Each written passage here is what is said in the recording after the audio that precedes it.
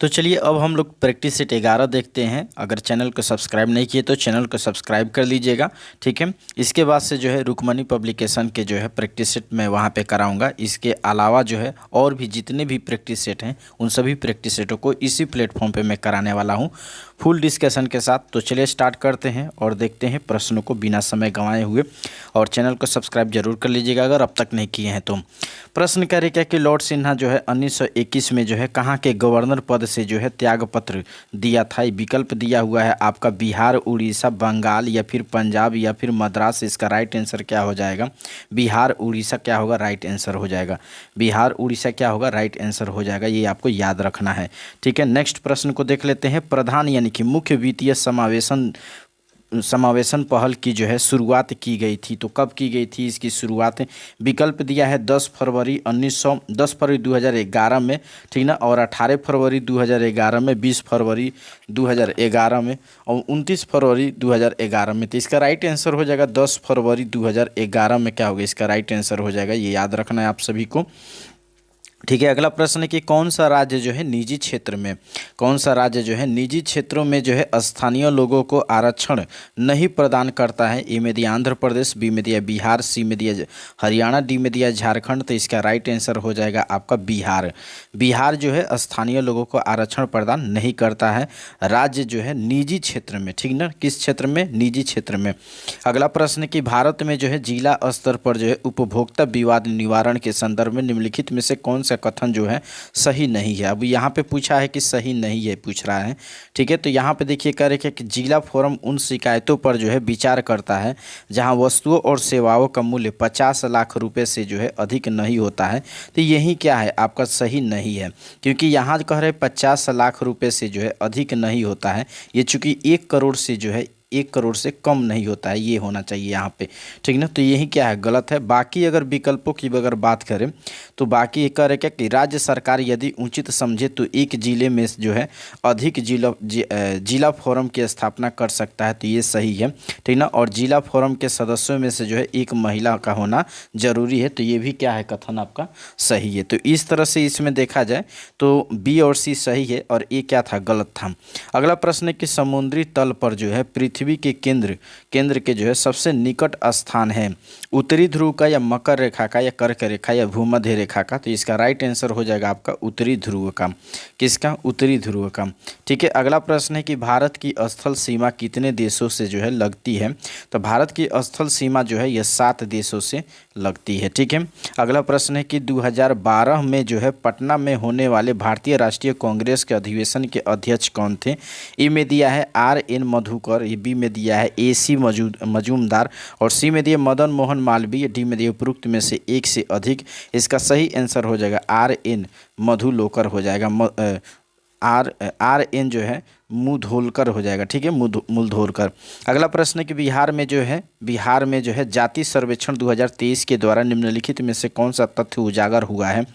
इसमें अगर सही आंसर देखा जाए तो देखिए उच्च जाति यानी कि 15.52% है, यह तथ्य जो है उजागर हुआ है। यानी कि जो बिहार में जातीय सर्वेक्षण 2023 जब 23 जो है रिपोर्ट आई थी तो उसमें उच्च जातियाँ जो है 15.52% है और अनुसूचित जाति अनुसूचित जनजाति 21.23%, 121 नहीं होगा, 21.33% है, ठीक है। इसके अलावा पिछड़ी जातियाँ जो है 63.14% है। तो इसमें जो है सबसे विकल्प के रूप में जो है एक से अधिक होगा, तो ये डी विकल्प क्या होगा? सही होगा। अगले प्रश्न को देख लेते हैं क्या कह रहा है। निम्नलिखित नदियों में से जो है किस एक नदी पर का जो है प्राचीनतम नाम निरंजना पड़ा था? तो आप सभी जानते हैं बिहार में है ये, ठीक ना। और ये कौन सी नदी है? तो याद रखना है सोन भी तो चूंकि बिहार ही में है, लेकिन इसमें क्या होगा आपका? फल्गु नदी होगा, फल्गु नदी होगा। ये आपको याद रखना है। कौन सी नदी होगा? फल्गु नदी है और ये बिहार राज्य के गया में है, ठीक ना। बिहार राज्य के गया जिले में है, ठीक ना। निरंजना जहाँ भगवान बुद्ध को क्या हुई थी? ज्ञान की प्राप्ति हुई थी। अगला प्रश्न है कि बिहार में जो है प्रवाहित होने वाले जो है निम्न नदियों में से जो है उत्तर की ओर प्रवाहित होने वाली कौन सी नदी है? तो देखिए बिहार में जो है उत्तर की ओर प्रवाहित होने वाली एकमात्र नदी है, वह नदी है आपका सोन नदी। ठीक ना, सोन नदी के बारे में हम लोग पीछे भी चर्चा किए थे, जिसका उद्गम कहाँ है? अमरकंटक से इसका उद्गम होता है और यह जो है मध्य प्रदेश में है अमरकंटक। ठीक ना, तो अमरकंटक नदी से अमरकंटक इसका उद्गम केंद्र है जो मध्य प्रदेश में है और ये सोन नदी होगा। तो विकल्प के रूप में चूंकि ई होगा क्योंकि इसमें कोई भी विकल्प सही नहीं है। अच्छा, ये भी ध्यान देना है कि सोन नदी जो है पटना में गंगा नदी में जा कर के मिल जाती है। ठीक है, अगला प्रश्न है कि बिहार के निम्न प्रशासनिक विभाग जोड़ों में से जो है किस जोड़े से गंगा नदी जो है नहीं बहती है? किस जोड़े से गंगा नदी नहीं बहती है ये आपको इसमें बताना है। तो इसका राइट आंसर हो जाए कोसी मगध से जो है ये गंगा नदी यहाँ से नहीं बहती है। बाकी जो है दरभंगा मुंगेर से होकर बहती है, पूर्णिया भागलपुर और तिरहुत सारण से होकर के जो है गंगा नदी बहती है। अगला प्रश्न है कि किसने 1913 में जो है अनुशीलन समिति की जो है एक शाखा की स्थापना पटना में की थी? तो इसका राइट आंसर हो जाएगा सचिंद्र नाथ सन्याल। याद रखना है, सचिंद्र नाथ सन्याल इसका राइट आंसर होगा। किस वर्ष जो है मुजफ्फरपुर बम कांड की घटना घटी थी? 1906 में, 1907 में, 1908 में, उपरोक्त में से एक से अधिक। तो इसका राइट आंसर हो जाएगा 1908। 1908 में जो है मुजफ्फरपुर में बम कांड की घटना घटी थी, याद रखना है। 1942 ईस्वी में जो है किस त्योहार के अवसर पर जयप्रकाश नारायण हजारीबाग जेल से जो है निकल कर भागे थे? इसका राइट आंसर हो जाएगा, चूंकि दिवाली के दिन था उस समय, तो दिवाली के दिन ये क्या हुए थे, वहाँ से भागे हुए थे। ठीक ना, अगला प्रश्न है कि मॉडल का अर्थ क्या है? मोडेम का अर्थ क्या है? मोडेम का अर्थ क्या है? तो इसका राइट आंसर क्या हो जाएगा? सी विकल्प हो जाएगा राइट आंसर। मॉड्यूलेटर और डीमॉड्यूलेटर इसका राइट आंसर हो जाएगा। ठीक है, अगला प्रश्न कि एक प्रोग्राम जो न तो जो है खुद को जो है दोहराता है और न ही जो है कॉपी करता है बल्कि कंप्यूटर की सुरक्षा को नुकसान पहुंचाता है या उससे समझौता करता है, कौन सा जो है कंप्यूटर वायरस है? तो इसका राइट आंसर हो जाएगा, इस कंप्यूटर वायरस का नाम है ट्रोजन। याद रखना है, ये कौन से वायरस है? ट्रोजन वायरस है। अगला प्रश्न है काले फेफड़े का रोग जो है संबंधित है। तो काले फेफड़े के रोग अधिकतर जो है कोयले के खदानों में काम करने वाले मजदूर जो होते हैं उनको होता है। तो विकल्प के रूप में बी क्या होगा? राइट आंसर हो जाएगा। अगले प्रश्न को देख लेते हैं। अगला प्रश्न क्या कह रहा है? अगला प्रश्न है कि स्तनधारियों में जो है सामान्य श्वसन के दौरान डायफ्राम होता है, यानी कि स्तन जो धारी जीव हैं उनमें जो है श्वसन के दौरान जो है डायफ्राम किस आकार में होता है? तो धनुषाकार भी होता है, चपटा भी होता है और धंसा हुआ भी होता है। और ये सारी क्रिया कब होती है? श्वसन के दौरान होती है। तो इसलिए डी विकल्प हो जाएगा, एक से अधिक हो जाएगा। अगला प्रश्न है कि मस्तिष्क के जो है कौन से भाग जो है रक्तचाप को नियंत्रित करता है? मस्तिष्क का कौन सा भाग रक्तचाप को नियंत्रित करता है? तो हम सभी जानते हैं कि रीढ़ की हड्डी होती है और खोपड़ी और हाइपो जो है थैलेमस, ये जो है आपका रक्तचाप को नियंत्रित करने के काम करता है। ये मस्तिष्क का वे भाग हैं जो रक्तचाप को नियंत्रित करने के लिए काम करते हैं। पीयूष ग्रंथि का कार्य क्या है? पीयूष ग्रंथि के पूछा जा रहा है कि कार्य क्या है, तो ध्यान रखिएगा यहाँ पे पुरुषों में जो है यौन अंगों को विकसित करना ये भी इनका कार्य है और सभी अंगों में जो है वृद्धि को प्रोत्साहित करना ये भी क्या है? इनका कार्य है। इसके अलावा जो है देखें तो शरीर में चीनी और नमक के जो है स्तर को नियंत्रित करना, तो ये नियंत्रित नहीं करते, इस तरह कोई बात नहीं है। ठीक ना, तो एक से अधिक यहाँ पे आंसर हो जाएगा। एक से अधिक क्या होगा? आंसर होगा कौन कौन सा होगा? ए और क्या हो जाएगा? बी क्या होगा? इसमें आंसर होगा। तो एक से अधिक हो जाएगा। चलिए अगला प्रश्न, गुणसूत्र पर जीन की, अब यहाँ पे बताना है कि किस तरह की व्यवस्था जो होती है, गुणसूत्र पर जीन की जो है किस तरह की व्यवस्था होती है। तो इसका जो व्यवस्था होता है विकल्प दिया चक्रीय, विसरित और रैखिक, उपरोक्त में से एक से अधिक। तो इसका राइट आंसर सी हो जाएगा, रैखिक हो जाएगा। यहाँ पे हम लोग का क्या आंसर होगा? रैखिक हो जाएगा। ठीक है, याद रखना है। अगले प्रश्न को देख लीजिए, किसी गुणसूत्र पर जीनों की जो है आपेक्षिक स्थिति ज्ञात करने की प्रक्रिया क्या कहलाती है? तो यह प्रक्रिया कहलाती है आपका जीन मानचित्रण। क्या कहलाती है? जीन मानचित्रण। यानी कि जीन मानचित्रण जो है गुणसूत्र पर जीनों की आपेक्षिक स्थिति ज्ञात करने की एक प्रक्रिया कहलाती है। माता पिता से जो है संतानों में जो है लक्षणों के पहुंचने की प्रक्रिया को क्या कहते हैं? तो इस लक्षण को आनुवांशिकता कहा जाता है, आप सभी जानते हैं। अगला प्रश्न है कि गैसों से गैसीय से जो है तरल या फिर ठोस अवस्था में परिवर्तन की प्रक्रिया को क्या कहा जाता है? किससे बोला जा रहा है? गैस से जो है तरल या फिर ठोस अवस्था में जो परिवर्तन होता है वह प्रक्रिया क्या कहलाती है? तो वह प्रक्रिया संघनन कहलाती है, आप सभी जानते हैं। अगला प्रश्न है कि निम्नलिखित में से कौन सा जो है सम्मोहक ड्रग है? तो सम्मोहक ड्रग पूछा जा रहा है, तो इसमें ल्यूमिनान याद रखना है।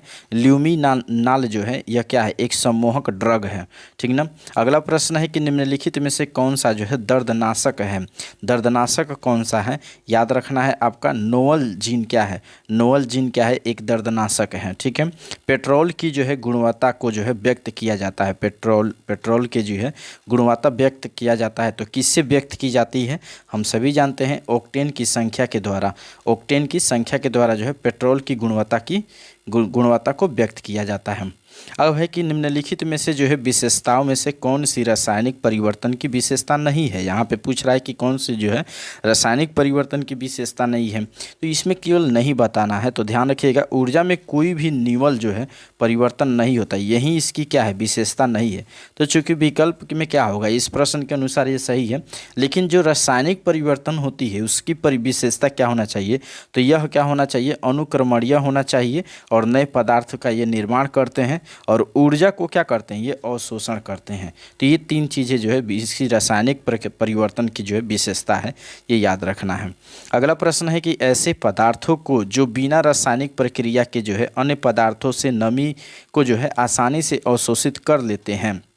अब आपको बताना है विकल्प के आधार पर कि इन्हें क्या कहा जाता है।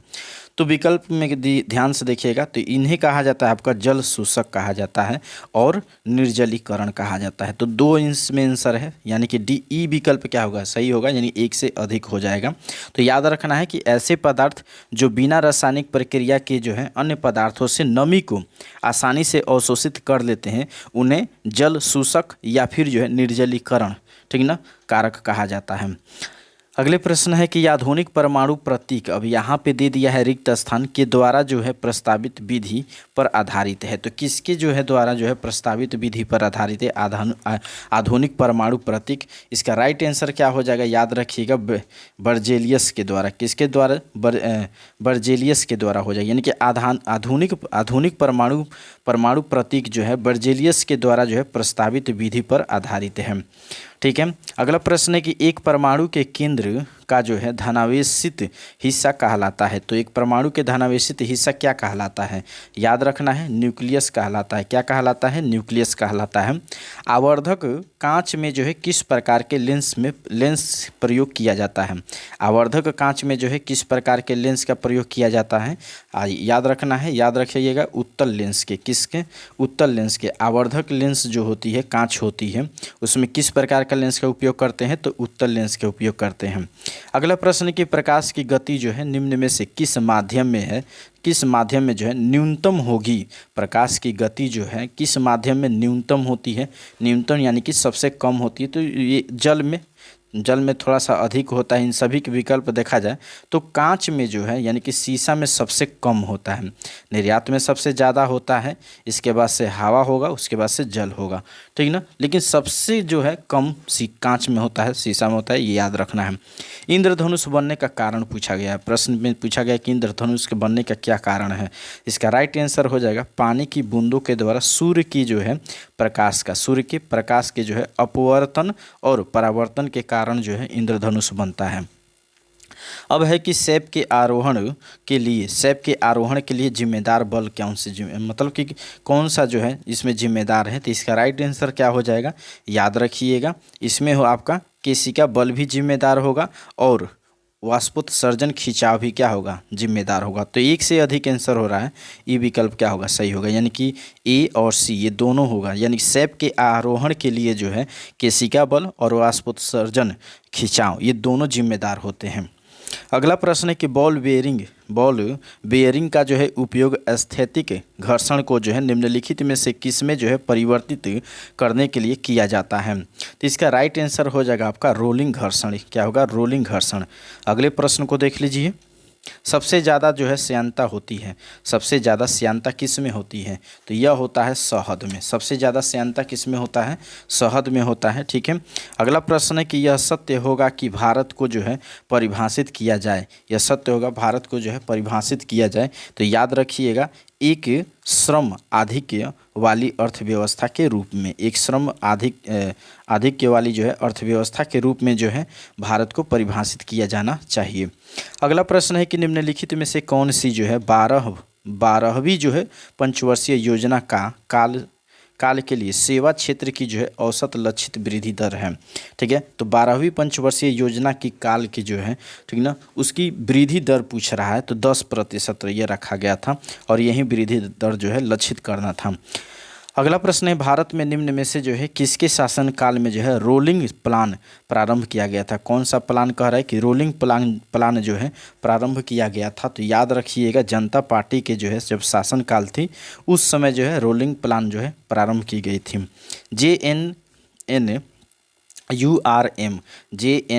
JNNURM का जो है संबंध निम्नलिखित में से किस एक सुधार करने से संबंधित है। तो ये बिल्कुल याद रखना है, शहरी अधोसंरचना से संबंधित है। ठीक है, शहरी अधोसंरचना से संबंधित है। अगला प्रश्न है प्रधानमंत्री ने जो है नीति आयोग के पदेन और विशेष तौर पर जो है आमंत्रित सदस्यों को शामिल करने से संबंधित कैबिनेट प्रस्ताव को अपनी मंजूरी दी है। तो ये मंजूरी जो दी है ये कब दी थी, तो याद रखना है आप सभी को 15 जून, विकल्प में नहीं है, इनमें विकल्प के अनुसार कोई नहीं होगा, 15 जून 2019 को, 15 जून 2019 को ये क्या होगा, राइट आंसर होगा। यानी कि प्रधानमंत्री ने जो है नीति आयोग में जो पदेन सदस्य हैं और जो विशेष तौर पर जो है आमंत्रित सदस्य हैं उनको शामिल करने के जो है संबंध में कैबिनेट अपना जो है अपनी मंजूरी या 15 जून 2019 को दी थी। ठीक है, चूँकि विकल्प में नहीं है, सब 7 जून से करके है। ठीक है, चलिए अगला प्रश्न है कि गांधीवादी योजना का प्रारूप तैयार किया। गांधीवादी योजना का प्रारूप किसने तैयार किया था, तो ये प्रारूप तैयार करने वाले थे आपका SN अग्रवाल थे। कौन थे, SN अग्रवाल ने गांधी योजना के प्रारूप को तैयार किया था। वित्त वर्ष 2023 के लिए जो है बजट में सकल घरेलू उत्पाद की वृद्धि दर अनुमानित है, यानी कितना अनुमानित किया गया था 2023 के जब वित्त बजट में लाया गया था, घरेलू उत्पाद की वृद्धि दर के अनुमान क्या था, इसका राइट आंसर हो जाएगा 12.8% था। कितना था, 12.8% था, ये याद रखना है। अगला प्रश्न कि भारत में जो है इनमें से कौन सा विषय जो है पंचायती राज संस्थाओं की जो है शक्तियों के अंतर्गत नहीं आता है। ध्यान दीजिएगा, पंचायती राज जो है पंचायती राज व्यवस्था है उनके तहत ये कौन सी शक्ति नहीं आती है, इसका राइट आंसर क्या हो जाएगा, ध्यान से देखिएगा। तो न्यायिक पुनर्विरक्षण जो है यह पंचायती संस्थाओं की शक्ति में नहीं आता है। यह न्यायिक है तो यह न्यायालय से संबंधित होगा, ठीक है ना। बाकी जो है भूमि सुधार क्रियान्वयन और निर्धनता निवारण कार्यक्रमों की जो है क्रियान्वयन, ये सब आता है आपका पंचायती राज संस्थाओं के शक्ति में। ठीक है, अगला प्रश्न है भारत में पंचायती राज जो है प्रतिनिधित्व करता है तो कौन करता है, याद रखिएगा शक्तियों का विकेंद्रीकरण होगा, ठीक ना। इसके अलावा लोगों की हिस्सेदारी होगी, सामुदायिक विकास, यानी कि ये सभी हो जाएगा, डी विकल्प हो जाएगा। तो प्रश्न क्या था, भारत में पंचायती राज जो है प्रतिनिधित्व करता है तो कौन करता है, शक्तियों का विकेंद्रीकरण प्रतिनिधित्व करता है, लोगों का हिस्सेदारी प्रतिनिधित्व करता है, सामुदायिक विकास प्रतिनिधित्व करता है। अगला प्रश्न है पंचायती राज का जो है प्रधान लक्ष्य है।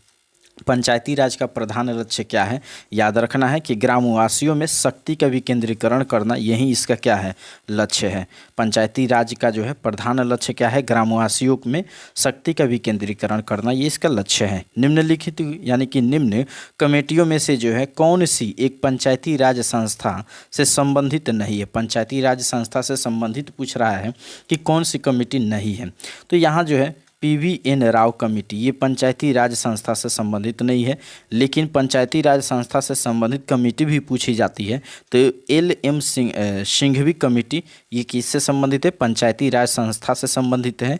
वहीं अशोक मेहता कमेटी, ये भी पंचायती राज संस्था से संबंधित है।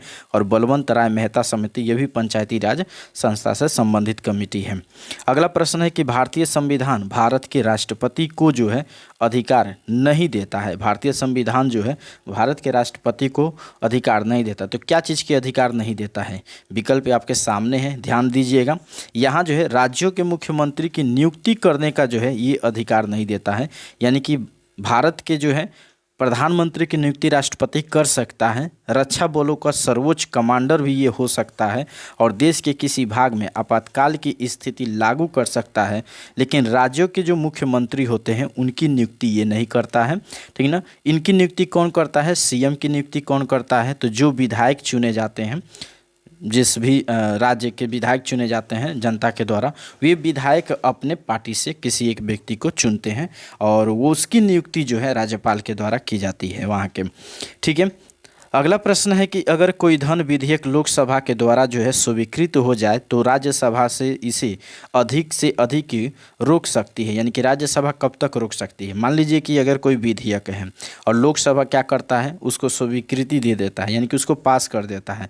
अब रहता है कि राज्यसभा के पास गया, तो राज्यसभा उस धन विधेयक को कितने दिनों तक रोक सकता है?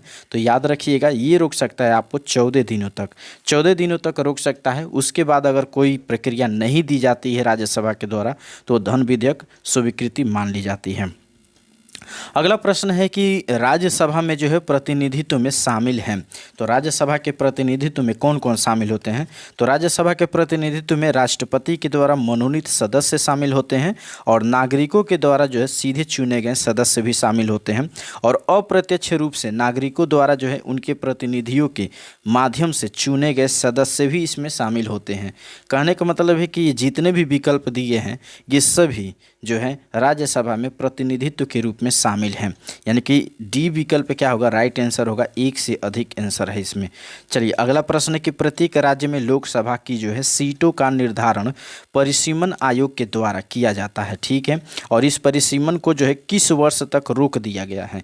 देखिए अभी परिसीमन आयोग अपना काम की थी, ठीक ना, अब इसको रोक दिया गया है 2026 तक, यानी कि 2026 के बाद से जो है परिसीमन आयोग फिर से अपना कार्य करेगी और राज्य में, ठीक ना, लोकसभा के सीटों का निर्धारण करने का ये काम करेगी। तो इस तरह से सी विकल्प राइट आंसर होगा। अगला प्रश्न है, भारत का राष्ट्रपति कितनी बार जो है पुनः चुनाव के लिए पात्र होता है? देखिए भारत के राष्ट्रपति के संदर्भ में ये प्रश्न पूछा गया है, तो ये अनंत होता है, ये कितनी बार भी जो है ये चुनाव लड़ सकता है। लेकिन अमेरिका के राष्ट्रपति जो है वह मात्र कितने बार लड़ सकता है? 2 बार ही, इसको जो है 2 बार ही लड़ने की शक्ति प्राप्त है। लेकिन भारत के राष्ट्रपति की जो है नियुक्ति या फिर चुनाव लड़ने की जो पात्र होती है वह हम कितना भी बार लड़ सकता है। कहने का मतलब यह है कि दोनों राष्ट्रपति की जो है शक्ति अलग अलग है, ठीक ना, और दोनों की चुनाव प्रक्रिया अलग होती है। अब है कि भारत में जो है लौकिक सार्वभौमिकता क्यों? लौकिक सार्वभौमिकता है क्योंकि संविधान की प्रस्तावना आरंभ होती है, तो प्रस्तावना आरंभ होती है और उसका आरंभ होने का रीजन क्या है? तो लौकिक सार्वभौमिकता है।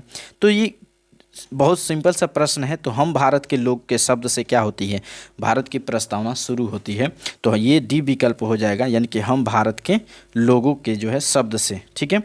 अब है कि भारतीय संविधान की प्रस्तावना में समाजवादी जो शब्द है, ध्यान दीजिएगा, प्रस्तावना में पूछ रहा है कि समाजवादी शब्द जो है ये किस संशोधन के तहत जोड़ा गया है? तो किस संशोधन के तहत जोड़ा गया है? बहुत सिंपल सा प्रश्न है। 42वां संशोधन जब हुआ था उसी समय जो है इसको जोड़ा गया था। अगला प्रश्न है कि अच्छा वहीं नहीं जोड़ा गया, 3 शब्द जोड़े गए थे, आपको याद रखना है। अच्छा ये अगला प्रश्न है कि निम्नलिखित में से कौन सा जो है भारतवर्ष का एक धर्मनिरपेक्ष राज्य के रूप में वर्णित करता है? इसका राइट आंसर क्या हो जाएगा? याद रखना है संविधान की प्रस्तावना। संविधान की प्रस्तावना जो है भारतवर्ष को जो है एक धर्मनिरपेक्ष राज्य के रूप में वर्णित करता है, ये आपको याद रखना है। अगला प्रश्न है कि वायुमंडल में जो है ओजोन परत के क्षरण के लिए निम्नलिखित में से कौन सी रासायनिक पदार्थ जिम्मेदार होती है? ये हो जाएगा आपका क्लोरोफ्लोरोकार्बन, ये आपको याद रखना है।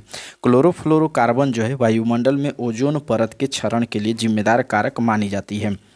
अगला प्रश्न है कि निम्नलिखित में से कौन जो है भारत के किस राज्य में, ठीक ना, निम्नलिखित में से जो है भारत के किस राज्य में जो है नामदफा, याद रखना है ये नाम, ठीक ना, नामदफा नेशनल पार्क स्थित है? तो किस राज्य में नामदफा नेशनल पार्क स्थित है? इसका राइट आंसर क्या हो जाएगा? याद रखिएगा अरुणाचल प्रदेश, आपको याद रखना है। कौन सा राज्य होगा? अरुणाचल प्रदेश, यानी कि नामदफा नेशनल पार्क किस राज्य में है? अरुणाचल प्रदेश में है, ठीक है।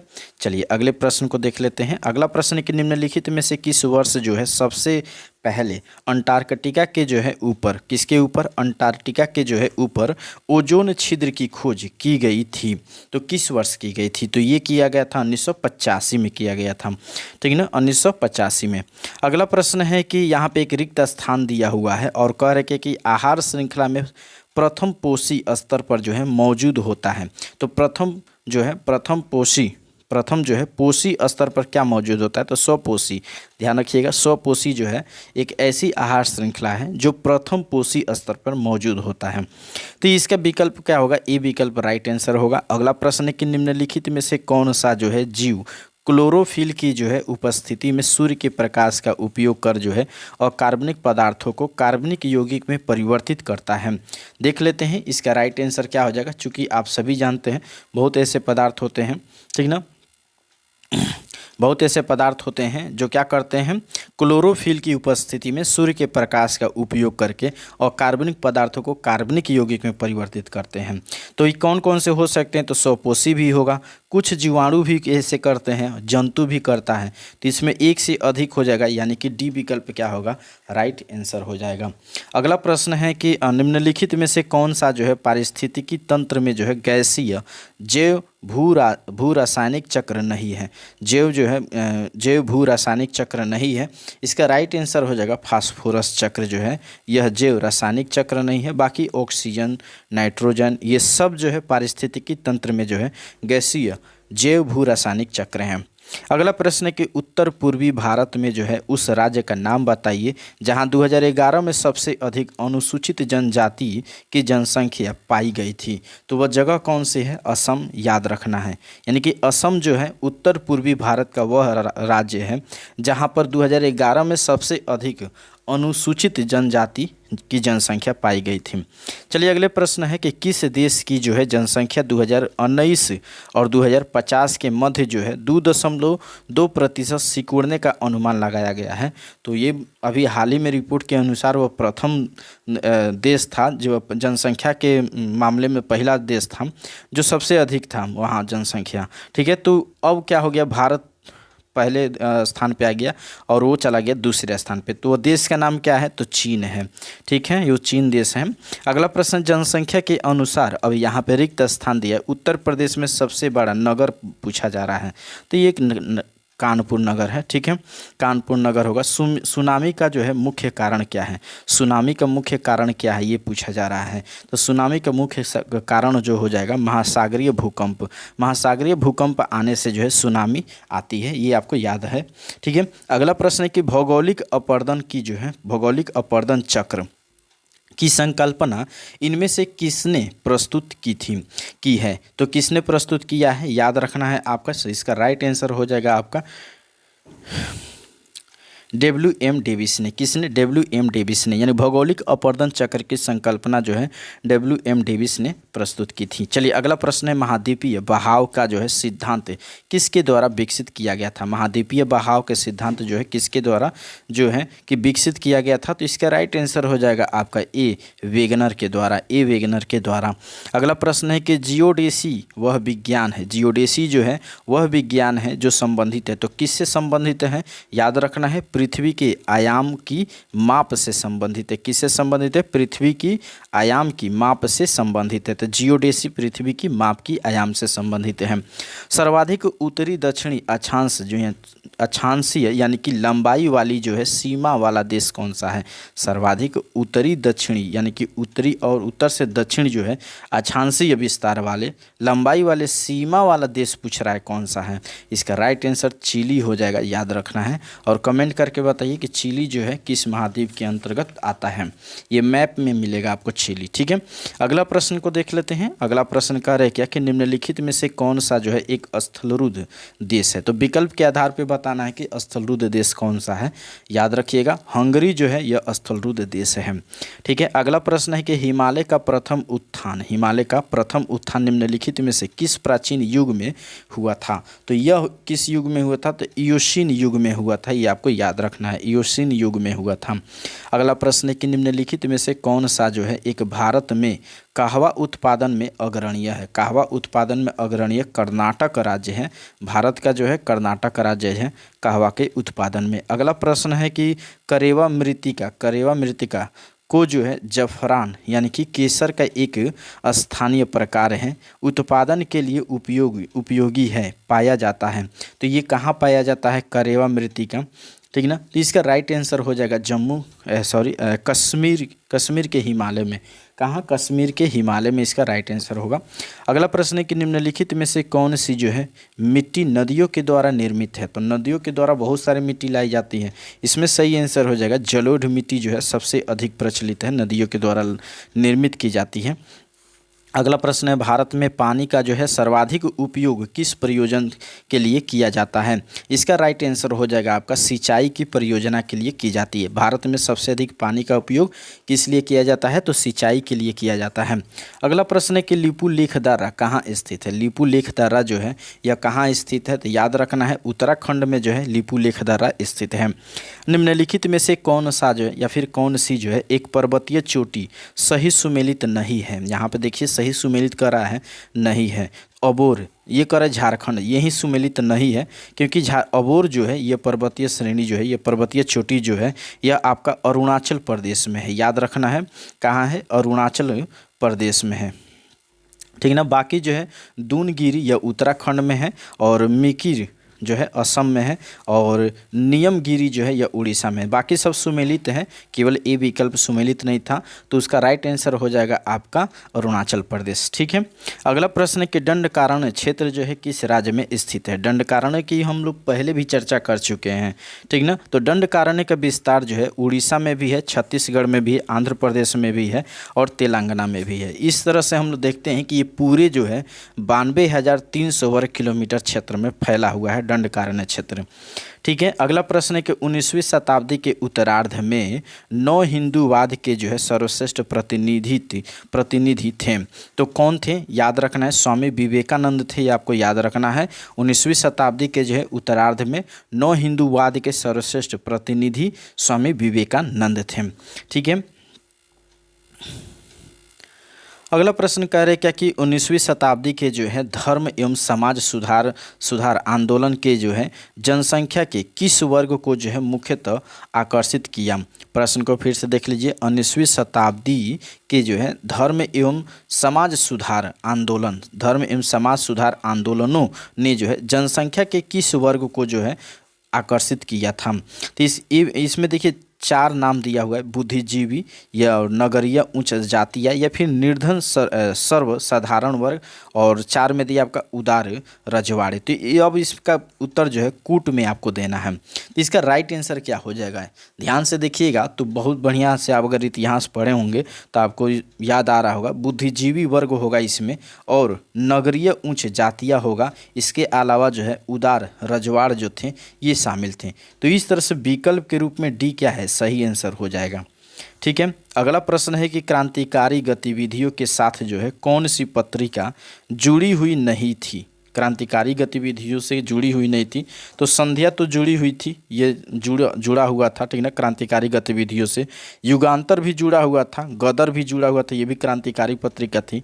लेकिन यंग इंडिया जो था यह नहीं था, ये क्रांतिकारी पत्रिका नहीं थी, यह उदार पत्रिका थी जो गांधी जी के द्वारा इसको पब्लिश की जाती थी। अभिनव भारत से जो है कौन संबंधित है। तो अभिनव भारत से कौन संबंधित है, याद रखना है बीडी सावरकर संबंधित थे। कौन संबंधित थे, बीडी सावरकर संबंधित थे। अगला प्रश्न करे क्या कि निम्नलिखित अखबारों में से कौन सा जो है मुख्यतः जो है उदारवादियों की नीतियों का प्रचारक था। तो उदारवादियों की नीतियों के प्रचारक कौन से अखबार थे, तो लीडर, याद रखना है लीडर। अगला प्रश्न 1857 का विद्रोह जो है मुख्यतः किस कारण से असफल रहा। तो ये असफल रहने का कारण था किसी सामान्य योजना और केंद्रीय संगठन की कमी, ठीक ना, यानी कि योजनाबद्ध नहीं था और न ही इसका कोई नेतृत्व करने वाला अच्छा व्यक्ति था, ठीक ना। तो ये सब का अभाव था। दूसरी चीज़ कि सब जो थे अपने स्वार्थ के लिए लड़ाई ज़्यादा कर रहे थे, ठीक ना, तो इसलिए सफल नहीं हुआ। अगला प्रश्न है कि निम्नलिखित में से किसने 1857 ईस्वी में विद्रोह को जो है एक षड्यंत्र की संज्ञा दी थी। तो ये षड्यंत्र की संज्ञा देने वाले सर जेम्स आउट्रम एवं डब्ल्यू टेलर थे। कौन थे? Sir James Outram and W Taylor थे। ठीक है, तो ई विकल्प राइट आंसर हो जाएगा। अगला प्रश्न है कि निम्नलिखित में से किसका नाम जो है 1857 के आंदोलनों से जुड़ा हुआ है। तो 1857 की क्रांति से जुड़ा हुआ किसका? भगत सिंह का तो होगा नहीं। ठीक ना, ये क्या होगा? इनका जो है इनका नाम इससे नहीं जुड़ा है। सिंपल सा है प्रश्न, तात्या टोपे क्या होगा? इसका राइट आंसर हो जाएगा। ठीक है, तात्या टोपे राइट आंसर हो जाएगा। अगला प्रश्न है कि वर्ष 1632 ईस्वी में बिहार के पटना शहर में कौन सी कंपनी ने जो है अपनी फैक्ट्री की स्थापना की थी। ये प्रश्न बहुत बार पूछा गया है और ये प्रश्न आता रहता है, तो आप लोग इसको VVI लगा लीजिएगा। इसका राइट आंसर हो जाएगा B, Dutch East India Company. कब आई थी? 1632 ईस्वी में ये कंपनी की स्थापना किया गया था और ये पटना में किया गया था। तो ये प्रश्न पूछा जाता है हमेशा। ठीक है, अगले प्रश्न को देख लेते हैं। अगला प्रश्न क्या कह रहा है? पुर्तगालियों की प्रथम फैक्ट्री भारत में कहाँ स्थापित हुई थी। पुर्तगालियों की जो है प्रथम फैक्ट्री पूछा जा रहा है कि कहाँ स्थापित किया गया था। तो ये सूरत में किया गया था, याद रखना है। अगला प्रश्न है कि अंग्रेजों का जो है फोर्ट विलियम जो है कहाँ स्थित है। तो ये कोलकाता में स्थित है और कोलकाता जो है पश्चिम बंगाल की राजधानी है, ये आपको याद रखना है। निम्नलिखित में से किसके द्वारा जो है विजयनगर साम्राज्य की स्थापना की गई थी। बहुत ये इंपॉर्टेंट प्रश्न है, तो ये हमेशा पूछा, ये भी प्रश्न आता ही रहता है। विजयनगर साम्राज्य की स्थापना किसने किया था। तो याद रखना है हरिहर एवं बुक्का के द्वारा इसकी स्थापना की गई थी। ठीक ना, अगला प्रश्न है कि विजयनगर साम्राज्य के जो है कृष्णदेव राय समकालीन थे। तो कृष्णदेव राय जो थे किसके समकालीन थे। तो फिरोज शाह तुगलक के समकालीन थे, यह आपको याद रखना है। अगला प्रश्न है कि विजयनगर साम्राज्य का जो है अवशेष कहाँ मिलता है। विजयनगर साम्राज्य के जो है अवशेष कहाँ पे मिलता है। तो हम्पी में मिलता है। अब कमेंट करके आप बताइए कि हम्पी किस राज्य में स्थित है। अगला प्रश्न है कि प्राचीन भारतीय शिक्षा व्यवस्था में जो है शिष्य जो है किस शब्द से शिक्षा प्रारंभ करते थे। यानी कि प्राचीन भारतीय जो शिक्षा व्यवस्था थी उस समय जब भी शिष्य अपनी शिक्षाओं को प्रारंभ करते थे, यानी कि शिक्षा ग्रहण करने की शुरुआत में कौन से शब्दों का उच्चारण करते थे। तो ओम, याद रखिएगा, ओमकार के शब्दों से उच्चारण करके ठीक ना अपने शिक्षा प्रारंभ करते थे। अगला प्रश्न है कि विश्व का पहला गणतंत्र जो है वैशाली। ठीक ना, यहाँ नाम याद रखना है। वैशाली में जो है किसके द्वारा जो है स्थापित किया गया था। तो विश्व का पहला गणतंत्र वैशाली था, ये आपको याद रखना है। और ये किसके द्वारा स्थापित किया गया था। तो ये लिच्छवियों के द्वारा स्थापित किया गया था। ठीक है, किसके द्वारा? लिच्छवियों के द्वारा स्थापित किया गया था। अब है कि 16 महाजनपदों की सूची उपलब्ध है। ये सभी आप जानते हैं 16 महाजनपदों की जो उपस्थिति या फिर उसके बारे में है, या फिर 16 महाजनपदों का उल्लेख कहाँ मिलता है। तो अंगुत्तर निकाय में मिलता है। ठीक है, अगला प्रश्न है कि प्रथम मगध साम्राज्य का जो है उत्कर्ष किस शताब्दी में हुआ था। तो ये किस शताब्दी में हुआ था, याद रखिए 6ठी शताब्दी में, 6ठी शताब्दी ईसा पूर्व में प्रथम मगध साम्राज्य का जो है उत्कर्ष 6ठी शताब्दी ईसा पूर्व में हुआ था। अगला प्रश्न, इनमें से जो है किसने सर्वप्रथम व्यापार पैमाने पर जो है स्वर्ण मुद्रा का प्रचलन किया। ये भी प्रश्न क्या है आपका VVI प्रश्न है। ये भी प्रश्न बहुत बार हर एग्जाम में आता रहता है। तो ये हो जाएगा आपका बीम कडफिसेस भी लिखा रहता है और किडफिसेस भी लिखा रहता है। तो याद रखिएगा बीम कडफिसेस होगा इसका राइट आंसर। सी विकल्प क्या होगा? सही होगा। प्रश्न को फिर से सुन लीजिए, किसने जो है सर्वप्रथम व्यापक पैमाने पर जो है स्वर्ण मुद्रा का प्रचलन किया था। तो ये हो जाएगा बीम कडफिसेस हो जाएगा। अगला प्रश्न है कि भूमि अनुदान जो है किन्हें दिए गए थे। भूमि अनुदान जो है किन्हें दिए गए थे, जो शाही दरबार से जो है जुड़े हुए थे। तो भूमि अनुदान जो है यह ब्राह्मणों को दिया गया था। किसको दिया गया था?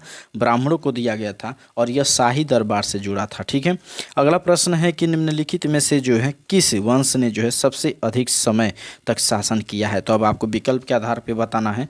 तो आप देखे होंगे गुप्त वंश जो है गुप्त काल पीरियड में, ठीक है, यानी गुप्त वंश जो है सबसे अधिक यानी कि सबसे लंबे समय तक जो है शासन करने वाला वंश था। तो इस तरह से यहाँ जो है 11 प्रैक्टिस सेट खत्म हो गया। अब हम लोग इसके आगे 12 प्रैक्टिस सेट देखेंगे।